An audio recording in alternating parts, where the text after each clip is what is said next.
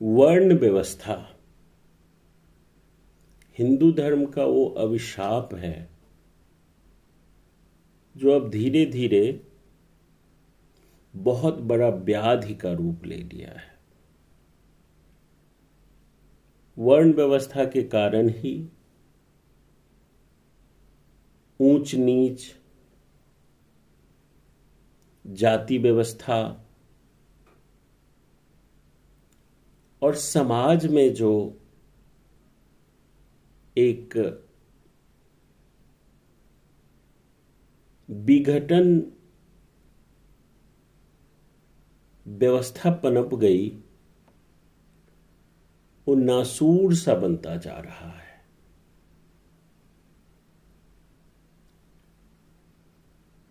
लोग कहते हैं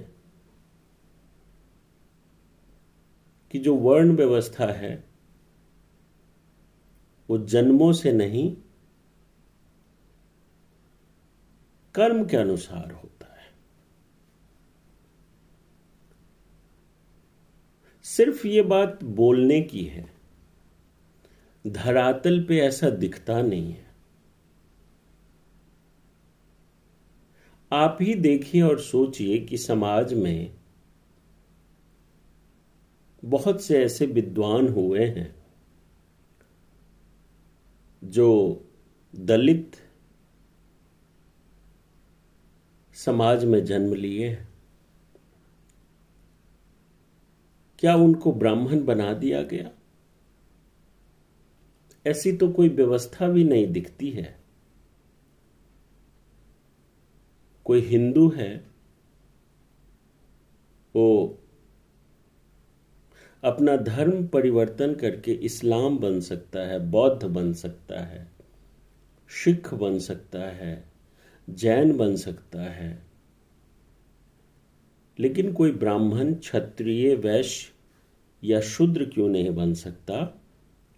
या कोई शूद्र अगर बदलना चाहे अपना वर्ण, तो वैश्य, क्षत्रिय या ब्राह्मण क्यों नहीं बन सकता?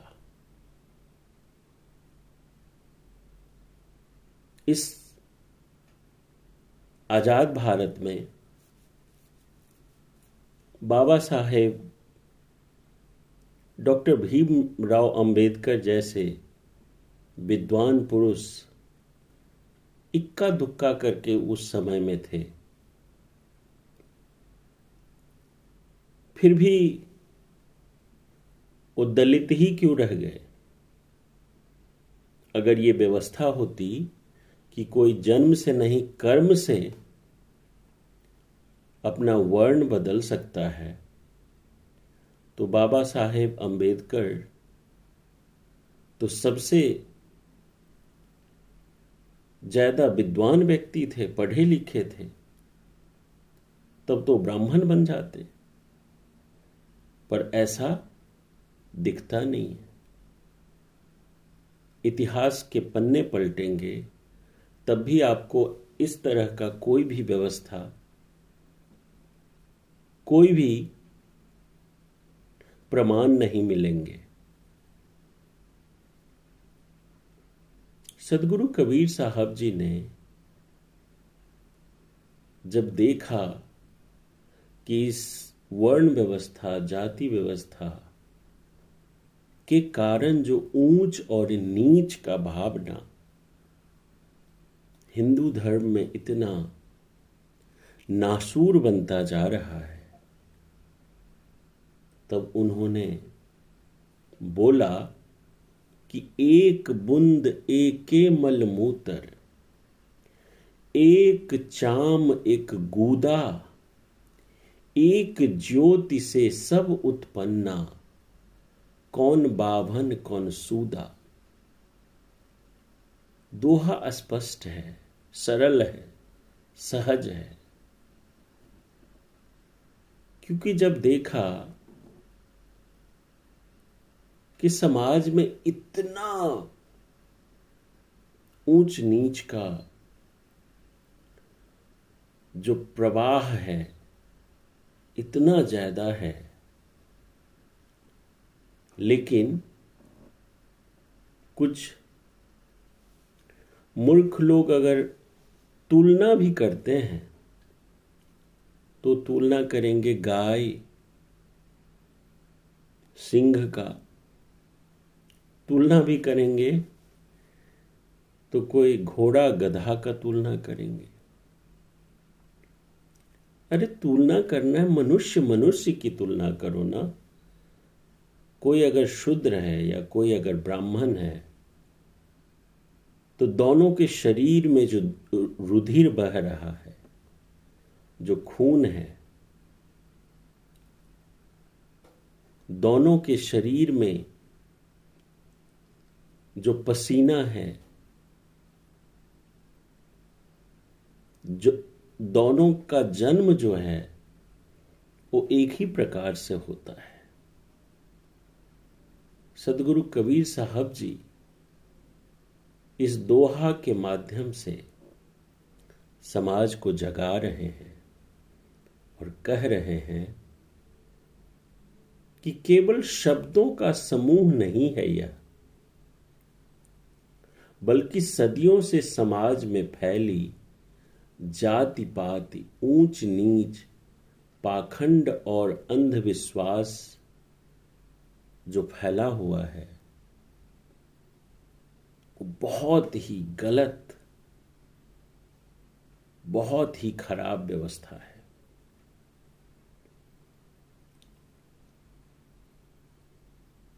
कबीर साहब जी उस समय यह प्रश्न उठाया था जब समाज जन्म के आधार पर मनुष्यों को ऊंचा और नीचा में बांट चुका था। आज विज्ञान, शिक्षा और आधुनिकता के दौर में भी यह प्रश्न उतना ही प्रासंगिक है। क्या इंसान की पहचान उसकी जाति से होगी या उसके कर्म और मानवता से? तो असल अगर आप समानता की बात देखेंगे तो संविधान लागू होने के बाद आपको दिखाई देगा। कैसे? जब संविधान लागू हुआ तो संविधान ने ये अधिकार दिया कि ब्राह्मण है वो पढ़ाई भी कर सकता है, बिजनेस भी कर सकता है, रक्षा के क्षेत्र में भी काम कर सकता है और सेवा का भी कार्य कर सकता है। यही व्यवस्था सारी वर्ण सभी लोगों के लिए, सभी जातियों के लिए की गई। और आज आपको देखने को मिलेगा बहुत से ब्राह्मण बड़े बड़े बिजनेसमैन हैं, बहुत से ब्राह्मण नौकरी करते हैं, भिन्न भिन्न प्रकार के नौकरी, गार्ड से लेकर के, चपरासी से लेकर के, बड़े बीपी, सीईओ, बहुत सारे कंपनी के डायरेक्टर हैं, बहुत से कंपनी रन कर रहे हैं। यही व्यवस्था सभी वर्णों के लिए है। आज सभी वर्ण अपने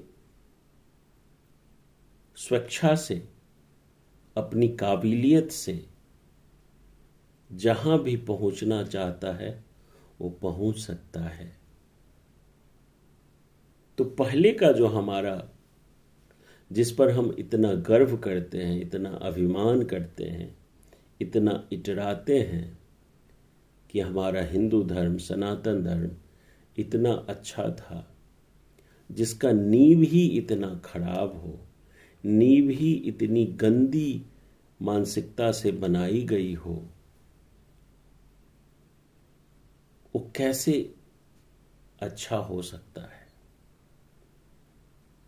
समाज में वर्ण व्यवस्था को कर्म के आधार पर बनाया गया था, लेकिन समय के साथ इसे जन्म आधारित जाति व्यवस्था में बदल दिया गया। अच्छा, कुछ लोग जो वर्ण व्यवस्था के लाभार्थी हैं वो कहते हैं कि अंग्रेजों ने जाति व्यवस्था बना दी।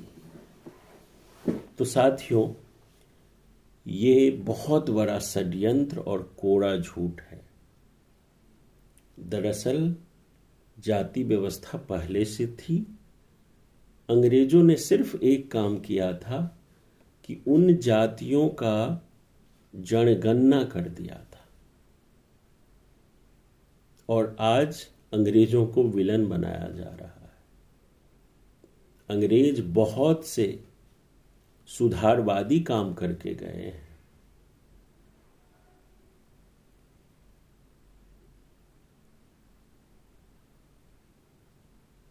तो समाज में जो वर्ण व्यवस्था कर्म के आधार पर बनाया गया था, लेकिन समय के साथ इसे जन्म आधारित जाति व्यवस्था में बदल दिया गया।